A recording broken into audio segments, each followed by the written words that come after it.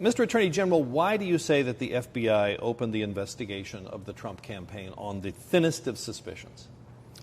Well, I'm glad to get into the issue of predication, but let me just start out by saying that I think you have to put this in context. I think the heart of the IG's report really focused on how the investigation was conducted once it got going, and that is especially the very serious abuses of FISA that occurred, much of which has been, in my view, not accurately reported by the press over the last day. But in one area, I do disagree with the IG, and that was whether there was sufficient predication to open a full-blown counterintelligence investigation, specifically using the techniques that they did to collect intelligence about the Trump campaign. Well, as a policy matter, why not open an investigation on a thin pretext? I guess on the one hand, you could say it's a presidential campaign, it's very sensitive, you need better evidence. On the other hand, you could say it's a presidential campaign. We have to be very careful. There could be a threat to our political process. Well, I think probably from a civil liberties standpoint, the greatest danger to our free system is that the incumbent government use the apparatus of the state, principally the law enforcement agencies and the intelligence agencies, both to spy on political opponents, but also to use them in a way that could affect the outcome of the election. As far as I'm aware, this is the first time in history that this has been done to a presidential campaign, the use of these counterintelligence techniques against a presidential campaign. And we have to remember that in today's world, presidential campaigns are frequently in contact with foreign persons. And indeed, in most campaigns, there are signs of illegal foreign money coming in.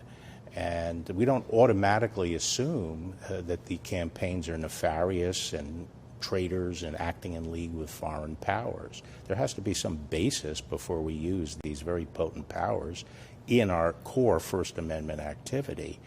And here, I felt this was very flimsy. Basically, I think the department has a rule of reason, which is at the end of the day, is what you're relying on sufficiently powerful to justify the techniques you're using? And the question there is, how strong is the evidence? How sensitive is the activity you're looking at? And what are the alternatives? And I think when you step back here and say, what was this all based on? It's not sufficient. Remember, there was and never has been any evidence of collusion, and yet this campaign and the president's administration has been dominated by this investigation into what turns out to be completely baseless. Well, of course, it doesn't turn out that way at the beginning. At the start. So let's look at look at what the basis of it was. So in May 2016. Apparently a 28-year-old campaign volunteer says in a social setting... This is George Papadopoulos. This is George Papadopoulos. And this was described by the foreign official who heard him, as who couldn't remember exactly what was said, but it was characterized as a suggestion of a suggestion. He suggested that there had been a suggestion from the Russians that they had some adverse information to Hillary, which they might dump in the campaign.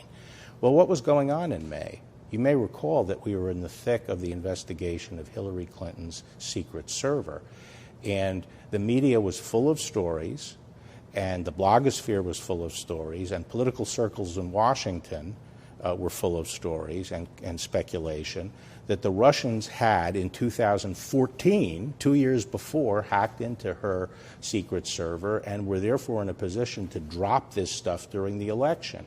In fact, the day before this comment was made in a bar, Fox News was reporting that their sources told them there was a debate going on in the Russian government as to whether or not to drop the Hillary Clinton's emails between the intelligence agency and the foreign ministry. But that related to Hillary's server. So the FBI, what the FBI did is later, after the DNC hack and the dumping through Wikipedia in July. WikiLeaks. In July, they get this information that this somewhat vague statement was made in a bar. And they jumped right into a full-scale investigation before they even went and talked to the foreign officials about exactly what was said. They opened an investigation of the campaign, and they used very intrusive techniques. They didn't do, I think, what would normally be done under those circumstances, which is to go to the campaign. And there certainly were people in the campaign that could be trusted, including a member of the Senate Judiciary Committee and the governor of New Jersey, a former U.S. attorney. There were people to talk to. And what I find particularly inexplicable is that they talked to the Russians, but not to the presidential campaign. On August 4th, Brennan braced the head of Russian intelligence. He calls the head of Russian intelligence and says, "We know what you're up to, you better stop it." He did it again later in August, and then President Obama talked to President Putin in September and said, "We know what you're up to, you better cut it out." So they go and confront the Russians, who clearly are the bad guys, and they won't go and talk to the campaigns and say, what is this about? So the Inspector General says he found no evidence to indicate that the FBI's decision to start this investigation was based on political bias. Do you agree? Well, I think you have to understand what the IG's methodology is, and I think it's the appropriate methodology for an Inspector General. He starts with limited information. He can only talk to people who are essentially there as employees, and he's limited to the information generally in the FBI. But his approach is to say, if I get an explanation from the people I'm investigating that is not unreasonable on its face, then I will accept it as long as there's not contradictory testimonial or documentary evidence. In other words, it's a very deferential standard. And all he said is, people gave me an explanation and I didn't find anything to contradict it, so I don't have a basis for saying that there was improper motive. But he hasn't decided the issue of improper motive. Have you? No. I think we have to wait until the investigation, the full investigation is done, and that's the fundamental distinction between what Durham is doing and what the IG is doing. Durham is not limited to the FBI. He can talk to other agencies. He can compel people to testify. One of the problems in the IG's investigation, I think he would agree, is that Comey refused to sign back up for his security clearance and therefore couldn't be questioned about classified matters. So someone like Durham can compel testimony. He can talk to a whole range of people, private parties, foreign governments, and so forth. And I think that is the point at which a decision has to be made about motivations. And I think right now it would be premature to make any judgment one way or the other. I just wonder, though, about what the FBI would say, I think, here is, okay, so they opened an investigation. Nobody was ever charged. They were concerned about possible Russian meddling in the election. Why not open this investigation? What's the harm? You've said intrusive means. So what is your concern about the fact that they did this? Well, I think the big picture is this. From day one, remember, they say, okay, we're not going to go to talk to the campaign. We're going to put people in there, wire them up, and have these conversations with people involved in the campaign, because that way we'll get the truth. From the very first day of this investigation, which was July 31st, 2016, all the way to its end in September 2017, there was not one incriminatory bit of evidence to come in. It was all exculpatory. The people that they were taping denied any involvement with Russia, denied the very specific facts that the FBI was relying on. So what happens? The FBI ignores it, presses ahead, withholds that information from the court, withholds critical exculpatory information from the court while it gets a electronic surveillance warrant. It also withholds from the court clear-cut evidence that the dossier that they ultimately relied on to get the FISA warrant was a complete sham. They hid information about the lack of reliability even when they went the first time for the warrant. But in January, after the election, the entire case collapsed when the principal source says, I never told Steele this stuff. And this was all speculation. No, and I have zero information to support this stuff. At that point, when their entire case collapsed, what did they do? They kept on investigating the president and well into his administration after the case collapsed. But here, to me, is the damning thing. They not only didn't tell the court that what they had been relying on was completely rubbish. They actually started putting in things to bolster the Steele report by saying, well, we talked to the sources and they appeared to be truthful. But they don't inform the court that what they're truthful about is that the dossier is false. So that's hard to explain. And the core statement, in my opinion, by the IG is that these irregularities, these misstatements, these omissions were not satisfactorily explained. And I think that leaves open the possibility to infer bad faith. I think it's premature now to reach a judgment on that, but I think that further work has to be done, and that's what Durham is doing. This, of course, is where the Inspector General is most critical of the FBI. And when you say bad faith, are you saying a bias? Because there can be all sorts of bias. There could be political bias, confirmation bias. What do you think happened? Well, I think there are a number of scenarios, but I don't want to get into them. I think there could have been a lot of motivations involved, and different motivations. And there could have been motivations in the FBI and motivations outside the FBI by other players in this. This thing focuses on the FBI. There was a lot going on around this that is not the subject matter of Horowitz's report, but I think has a direct bearing, perhaps, on what was going on in the FBI. Based on what you know so far, do you still stand by your statement that the campaign was spied upon? Well, it's clearly spied upon. I mean, that's what electronic surveillance is.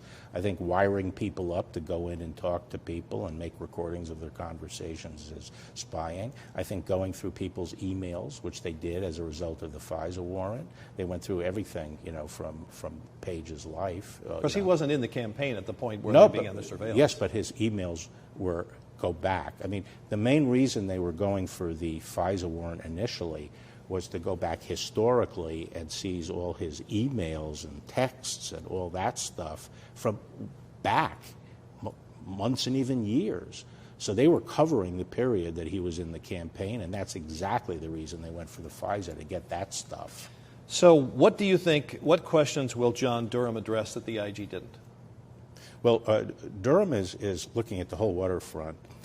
He is looking at the issue of how it got started. He's looking at whether or not the narrative of Trump being involved in the Russian interference actually preceded July and wasn't, in fact, the precipitating trigger for the investigation. He's also looking at the conduct of the investigation. There are some things that were done in the investigation that are not included in Horowitz's report, and he's looking at those things. But also, a few weeks ago, I told him that he should spend just as much attention on the post-election period. And I did that because of some of the stuff that Horowitz has uncovered, which to me is inexplicable. Inexplicable. Well, what I said is their case collapsed after the election, and they never told the court, and they kept on getting renewals on these applications. There was documents falsified in order to get these renewals. There was all kinds of withholding of information from the court. And the question really is, what was the agenda after the election that kept them pressing ahead after their case collapsed? This is the President of the United States. You, of course, went to 3 countries with him. Why did you have to do that? And some people have said, well, this is clearly Bill Barr's in charge of the investigation. Well, the presentation of that in the media has been silly. The person running the investigation is John Durham. But this is a very unusual circumstance where we are going to foreign governments and asking them to assist and cooperate, including, some of their sensitive materials and personnel. And a U.S. attorney doesn't show up on the doorstep in some of these countries like London and say, hey, I want to talk to your intelligence people and so forth. All the regularities were followed. I went through my purpose was to introduce Durham to the appropriate people and set up a channel that he could work with these countries. At the request of the country, I went through the ambassadors of each country, and the governments wanted to initially talk to me to find out, what is this about? What are the ground rules? Is this going to be a criminal case? Are you going to, do a public report? They wanted to understand the ground rules before they met with Durham, and I met with him, and then I set up appropriate channels. This was perfectly appropriate. Speaking of whether something is appropriate or not, was it appropriate for John Durham to issue his statement yesterday, given that he's a U.S. attorney with a grand jury and his investigation isn't done yet? I think it was definitely appropriate because I think it was necessary to avoid public confusion. I think it was sort of being reported by the press that the issue of predication was sort of done and over, even though it was a very limited look at that issue by the IG, given the narrowness of his, of the evidence available to him. And I think it was important for people to understand that Durham's work was not being preempted. And that Durham was doing something different, and he explains what he's doing different, and that there are areas of disagreement.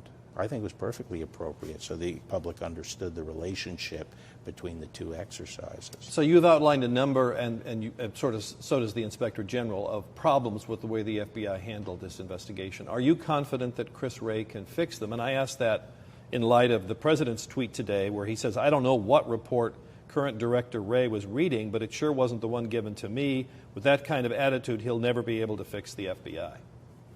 Well, practically speaking, I think Chris has been working hard to address the problems of the past. We've worked well together. The people who were involved in the past are no longer there. He's brought in a new team that I think is a good team. I have confidence in that team.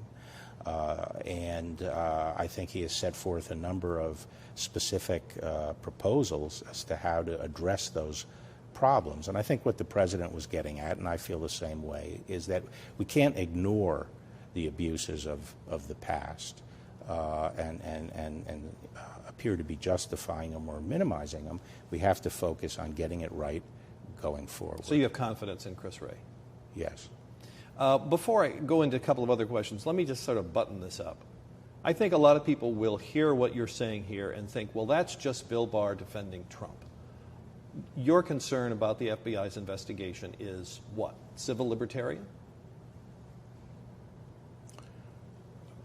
I think our nation was turned on its head for 3 years. I think based on a completely bogus narrative that was largely fanned and hyped by an irresponsible press.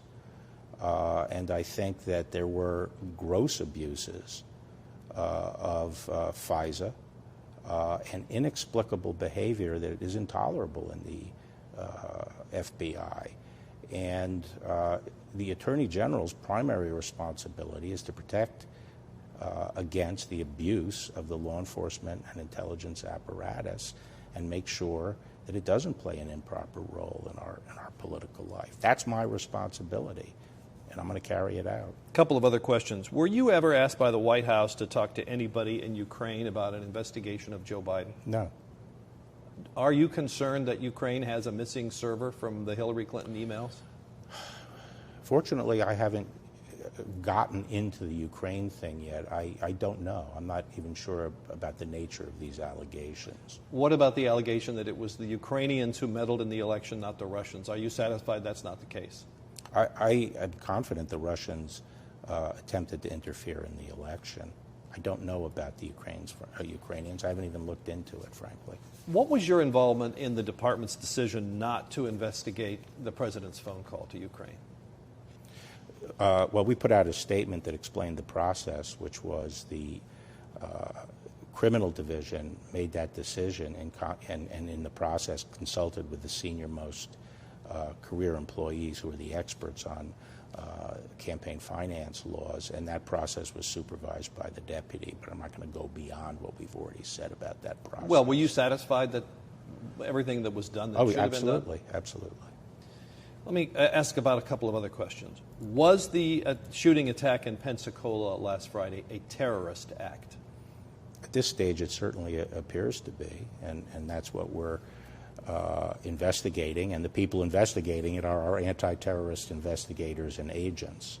I would say that we appreciate the fact that the kingdom has been cooperative so far, and we hope and expect that that will continue.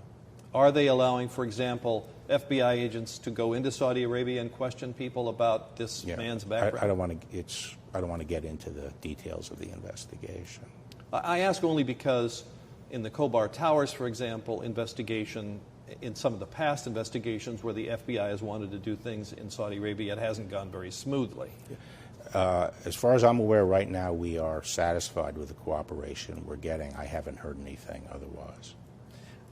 You gave a speech last week here in the building, award presentation to some police officers, and you said something that got a lot of attention.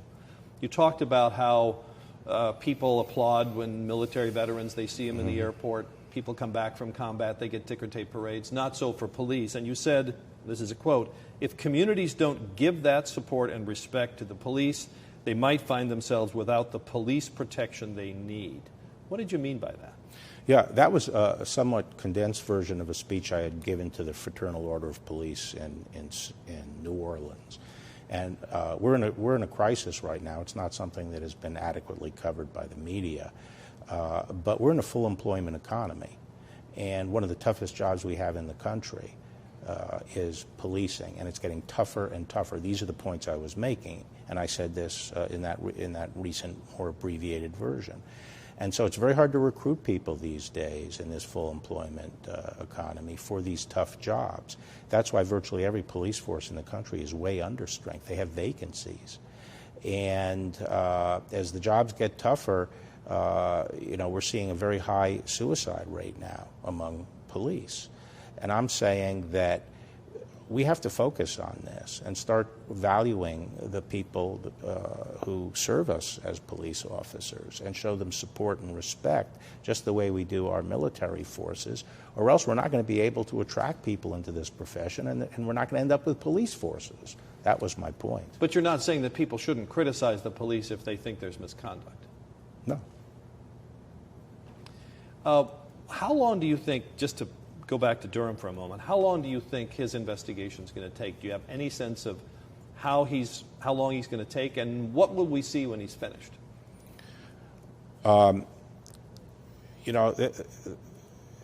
These things take time, and I know there's a lot of impatience. People want results immediately, but those are people who don't understand our process. We have to be careful about the way we collect evidence, and we have to make sure that we have enough evidence to justify our actions, and that we're not going to cut corners in that respect. There's some people who think this thing is going to drop in a few weeks. That's not the case. I see this perhaps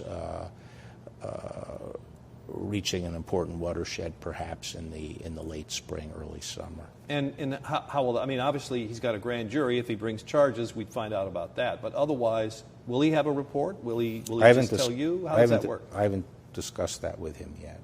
Do you have any goal? Would you like to see him have a report or make some sort of public presentation? I'm going to largely leave that to him, but I'm also interested in discussing that with him as he gets further along.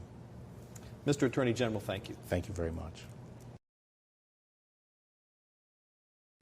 Hey, NBC News viewers, thanks for checking out our YouTube channel. Subscribe by clicking on that button down here, and click on any of the videos over here to watch the latest interviews, show highlights, and digital exclusives. Thanks for watching.